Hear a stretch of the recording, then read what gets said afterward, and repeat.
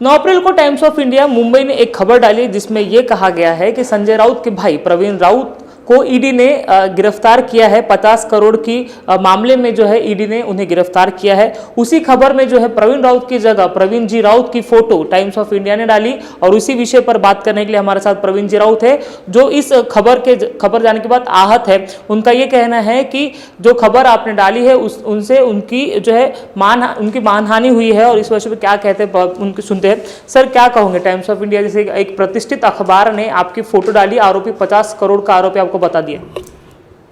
Times of India यह एक सम्मानित वृत्तपत्र समूह बोला जाता है। संपूर्ण देश में नहीं, समूचे विश्व में उसका एक विशिष्ट मान सम्मान है।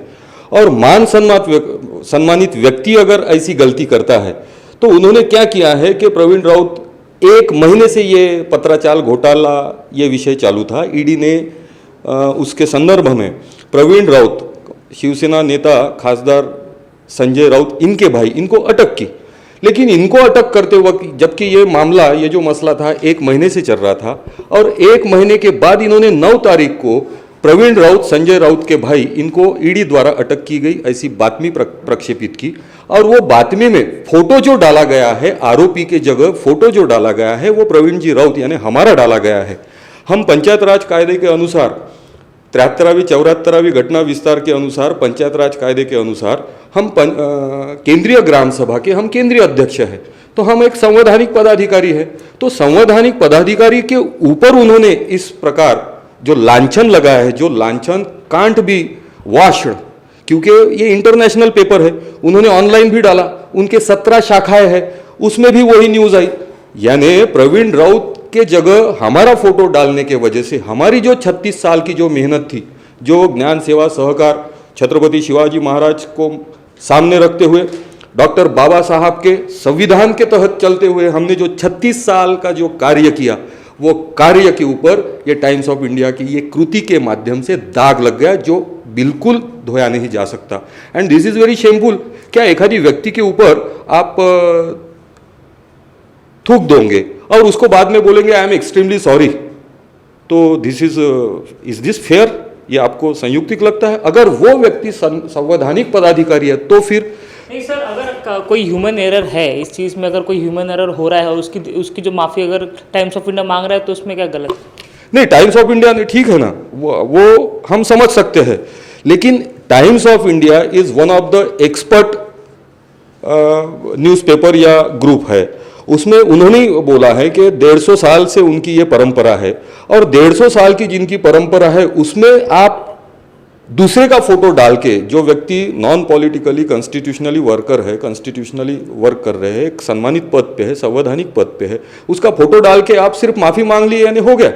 तो आपने माफी भी कैसी मांगी है? एक कोंटे में छोटी सी न्यूज दे दी, यानी बदनाम करते वक्त इतना बड़ा पेज रंगा के देने का, और माफी मांगते वक्त एखादी कोंटे में वो माफी अगर एक भी व्यक्ति ने अगर देखी रहती और हमें फोन किया रहता या इन्फॉर्म किया रहता कि सर आपके बारे में टाइम्स ऑफ इंडिया ने माफी मांगी है, तो वो माफी किसी को दिखती ही नहीं।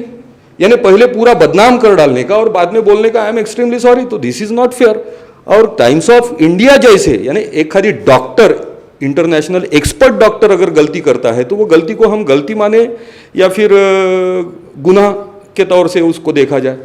तो जनरल अगर व्यक्ति ने वैसा किया रहता तो ठीक है, लेकिन टाइम्स ऑफ इंडिया के तरफ से ये एक्सपेक्ट नहीं था। They have done the crime, क्योंकि ये जो उन्होंने बदनामी की है वो बदनामी तो और से फिर से वापस नहीं आ सकती ना। तो उसके लिए व्हाट विल दे डू? उसके लिए वो क्या करेंगे? हमारी तो 36 साल से मेहनत है। हम तो 36 सालों में हजारों लाखों विद्यार्थी, युवा, महिला, शोषित पीड़ित तबकों के लिए, वर्गों के लिए, गांव और वार्डों के लिए ग्राम सभा और वार्ड सभा के माध्यम से हमारा कार्य चालू ही है। तो वो कार्य 1 मिनट में इन्होंने ध्वस्त कर दिया, और ध्वस्त करने के बाद आप बोलोगे कि साहब आई एम एक्सट्रीमली सॉरी, तो ये ठीक है क्या? इसीलिए क्या मांग है? अभी तो ये जो टाइम्स ऑफ इंडिया ने आपकी फोटो डाल दी, हालांकि उन्होंने दिलगिरी भी व्यक्त कर दी है, अब क्या मांग है? हम अभी माननीय पुलिस स्टेशन पुलिस निरीक्षक इन्हें हम कंप्लेंट लिख दिए हैं। उसके बाद में होम मिनिस्टर, उसके बाद में माननीय मुख्यमंत्री जी को हमने लिखित में ये सारा डिटेल्स दे दिया है, क्योंकि एक सर्वसामान्य व्यक्ति नहीं तो हम संवैधानिक पद पर आसीन है, तो वो पद का, क्योंकि हम अभी मानहानि के बारे में जब बोल रहे हैं तो वो पद का मान क्या है, सम्मान क्या है, उसका संवैधानिक दर्जा क्या है, ये तो शासन को ही डिसाइड करना पड़ेगा। और वो मान की हानि होती है तो उसी स्वरूप में टाइम्स ऑफ इंडिया ने वो मानहानि सिद्ध करना चाहिए, नहीं वो मानहानि संपूर्ण करना चाहिए, क्योंकि उन्होंने मानहानि तो की है और संवैधानिक पदाधिकारियों की है। और ये केंद्रीय ग्राम सभा, ये जो प्रकार है, आदरणीय पूज्य तुकडोजी महाराज, परम पूज्य तुकाराम दादा गीताचार्य के बाद ये विषय पे अन्ना हजारे और केजरीवाल जी काम करते थे, लेकिन अभी वो राजकीय प्रवाह में चल बसे, तो ये विषय वैसा ही रह गया। जबकि ये डायरेक्ट डेमोक्रेसी का ये विषय है, संपूर्ण लोकतंत्र का विषय है, और वो विषय पे सिर्फ मात्र हम कार्यरत है। और ऐसे में संविधान के लाइन ऑफ एक्शन पे कार्यरत रहने वाले व्यक्ति को अगर आप डिमोरलाइज करते हो और ख़त्म कर देते हो, उसकी पूरी इज्जत का भाजीपाला बना देते हो, और वो किस ढंग से खड़ा रहेगा? गवर्नमेंट का तो उसको सहकार्य नहीं है, शासन प्रशासन को सहकार्य नहीं है वो चीज़ को। आज तक आप बताइए, नहीं तो पंचायत राज के अनुसार ग्राम सभा वार्ड सभा के लिए किसी सीईओ ने, किसी कलेक्टर ने, किसी सेक्रेटरी ने, किसी मंत्री महोदय ने, किसी लोक प्रतिनिधि ने पुढाकार लिया क्या? नहीं लिया। वो चीज़ को, संविधान की पावर टू पीपल, सत्ता लोगों के हाथ में, ये जो तत्व है ये जिंदा रखने का काम हम कर रहे हैं। और एज ए क्या कि हम ये महापुरुषों के, फिर छत्रपति शिवाजी महाराज, डॉक्टर बाबा साहब, राष्ट्रसंत तुकडोजी महाराज, गाडगे बाबा, इनके कार्यकर्ता करके हम ये कार्य कर रहे हैं। और ऐसा कार्य को रोकने का ये संवैधानिक षड्यंत्र तो नहीं है। पिछले बार कोरोना के माध्यम से भी गलत ट्रीटमेंट के बारे में हमने बहुत सारी लिखित चीज़ें भेजी, मैयत मजूर और मेडिकल के बारे में हमने कुछ सजेशंस दिए, लिखित में दिए, 100 बक्का एक लिखा, उस पर कुछ स्टेजेस में गवर्नमेंट ने इम्प्लीमेंट भी किया, तो लोगों को उसमें काफ़ी मदद हुई। तो क्या ये एक भाग नहीं है? क्या ये तो भाग नहीं है कि हम कोरोना के और वो सिस्टम के बारे में, गलत ट्रीटमेंट के बारे में बोल रहे हैं, इसलिए तो हमको बदनाम नहीं किया जा रहा। दूसरा प्रकार ये है, मैं महाराष्ट्र 24 न्यूज़ चैनल को स्पेशली बताना चाहूँगा कि ये सारा बदनामी का षड्यंत्र हम इसलिए ये मान रहे हैं क्योंकि इसी पीरियड में हमारा नाम 22 संगठनाओं ने, 22 ऑर्गेनाइजेशंस ने, they have propose our name for the police complaint authority Maharashtra state, police तकरार प्राधिकरण महाराष्ट्र राज्य के लिए हमारा नाम प्रपोज किया गया है और वो नाम फाइनलाइज होने के कगार पर है। ऐसे अवस्था में अगर हमारी बदनामी की जाती है तो उसको हम किस ढंग से मान ले? और टाइम्स ऑफ इंडिया, 1 महीने से वो प्रक्रिया चालू है ईडी और अटक ये सत्र कार्रवाई की, तो 1 महीने में संजय राउत और प्रवीण राउत, ये जो ईडी के आरोपी थे, उनकी कई बार उनकी न्यूज़ेस छापी गई। क्या उनके पास एक फोटो उपलब्ध नहीं रह सकता? क्या ये हम मान सकते हैं कि टाइम्स ऑफ इंडिया ग्रुप को एक फोटो उनका आरोपी का उपलब्ध नहीं हो सका? जो आरोपी के भाई शिवसेना के खासदार है, वरिष्ठ नेता है, जो आरोपी मुंबई के प्रख्यात उद्योजक है। और आपके मालूमात के लिए मैं बता देना चाहूँगा महाराष्ट्र न्यूज़ 24 को, जो ये घोटाला हुआ है वो यसारे के माध्यम से है। वो आर.के. वाधवा करके बिल्डर है, उनके साथ ये गैर व्यवहार हुआ है ऐसा बताया जाता है। और वो जो आर.के. वाधवान है, पुलिस समिति की तरफ 2012 में एक कंप्लेनेंट आए थे, उन्होंने अपनी जान की, उन्होंने संवैधानिक अधिकार की रक्षा की, उन्होंने गुहार लगाई थी पुलिस समिति के। और तो हमने 2012 ही में, जब आर पाटिल साहब गृह मंत्री थे, तो उन्होंने he has given the order that is printed in green sign, ये माननीय आर पाटिल साहब की साइन है।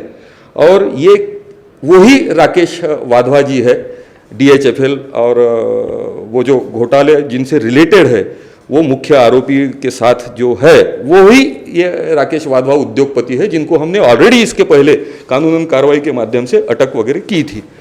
तो हमें ऐसा लगता है कि संवैधानिक कार्य करना, सत्य लोगों तक पहुंचाना, अच्छे चीज़ों के लिए लोगों ने प्रपोज करना, ये सारी चीज़ों को लेके कहीं तो भी षड्यंत्र का हमें महसूस हो रहा है। इसलिए हम ये चाहते हैं कि हम अभी न्यायालयीन प्रक्रिया के माध्यम से, हमने सबसे पहले प्रशासन यानी माननीय जिलाधिकारी, माननीय होम डिपार्टमेंट के माननीय गृह मंत्री, माननीय मुख्यमंत्री जी से निवेदन किया है, अगर वो इसके ऊपर व्यवस्थित डायरेक्शन दे के अगर गंभीर गुन्हे दाखिल करते हैं तो ठीक है, अन्यथा हम न्यायालय के माध्यम से 50 करोड़ का क्योंकि हमको 50 करोड़ का आरोपी, जो व्यक्ति के ऊपर 1 रुपए का दाग नहीं, वो व्यक्ति को आपने 50 करोड़ का आरोपी सिर्फ एक स्टेट में नहीं, एक मुंबई शहर में नहीं, तो पूरे अंतरराष्ट्रीय स्तर पे बदनाम किया। क्या ये बदनामी टाइम्स ऑफ इंडिया हमारी वापस लाके दे सकता है? यानी पहले आपने गोली मार देने का और मरने के बाद बोल देने का just that is happen by mistake, मर गए तो ठीक है, लेकिन हम बहुत दिल से हम माफ़ी मांगते हैं, तो ये माफ़ी ठीक है? ये अभी सोचने की बात आ गई है। तो 50 करोड़ का हमारा मानहानि का दावा रहेगा। मान हमारे पद का कितना है ये गवर्नमेंट विल डिसाइड, क्योंकि संवैधानिक पद का मान क्या होता है गवर्नमेंट नोज वेरी वेल। तो उन्होंने ये डिसाइड चाहिए कि ये मान का सम्मान क्या था और कितना मानहानि कैसी हुई है, कितनी हुई है। तो ये गवर्नमेंट ने डिसाइड करके गवर्नमेंट ने ये विषय के बारे में डायरेक्शन देना चाहिए। हम गवर्नमेंट से गुजारिश करेंगे। अगर टाइम्स ऑफ इंडिया ने एक पेज के आपका लिए क्लियरिफिकेशन भी दे दिया तो भी आप नहीं मानोगे? नहीं, क्लियरिफिकेशन तो उन्होंने अभी आप देखिए ना, एक क्लियरिफिकेशन उन्होंने दिया है 10, 12, 25 पेज का वो टाइम्स ऑफ इंडिया पेज रहता है, उसके 17 प्रकार के 17 लैंग्वेज में एडिशंस आते हैं, एक कोंटे में उन्होंने दे दिया। यानी उनको इंफॉर्मेशन देने के बावजूद भी प्रेस लॉ के अनुसार कुछ भी कंप्लेंट आपको प्रेस काउंसिल की तरफ करना है या गवर्नमेंट की तरफ करना है या न्यायालयीन प्रक्रिया की तरफ करना है, तो first you should make a coordination, make a complaint with that editorial. तो हमने एडिटर को कंप्लेंट किया, तो उन्होंने एक कोंटे में, किस गली में खसखस वगैरह बोलते हैं उसी प्रकार इतनी सी न्यूज छापी 4 लाइन की। क्या वो 4 लाइन में हमारे 40-36 साल का जो कार्य है वो रिकवर हो सकता है? एक साहब, एक यानी हमारे पास क्या है? हमारे पास सिर्फ हमारा शील है, हमारा कर्तव्य है, हमारा कार्य है, और वही कार्य को, हमारी प्रतिमा है, वही प्रतिमा को मलिन करने का इन्होंने प्रयास किया। तो दिस इज नॉट फेयर। हमें लगता है कि ये जो सारी राजनीतिक अभी षड्यंत्रकारी नीतियाँ जो चल रही है, तो ऐसी कुछ ना कुछ नीति जिसका संबंध नागपुर से है, क्योंकि हम नागपुर से है, तो किसी ना किसी राजनीतिक षड्यंत्र के तहत ये किया गया है। क्योंकि टाइम्स ऑफ इंडिया के पत्रकार, वो भी क्राइम की ये ऐसी गलती कर सकते, ये हम नहीं मानते।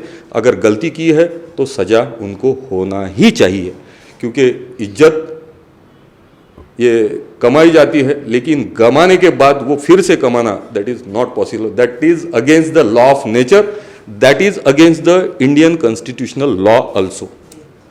तो ये थे प्रवीण जी राउत, जिन्होंने जिस तरह से टाइम्स ऑफ इंडिया ने एक खबर डाली जिसमें इनका फोटो आरोपी के तौर पर दिखाया गया है, उसके खिलाफ जो है 50 करोड़ की मानहानि का दावा आने वाले कुछ दिनों में न्यायालय में डालेंगे, ऐसी बात उन्होंने कही है। कैमरा पर्सन दिनेश सातपुते के साथ अमित वांद्रे, महाराष्ट्र 24 नागपुर।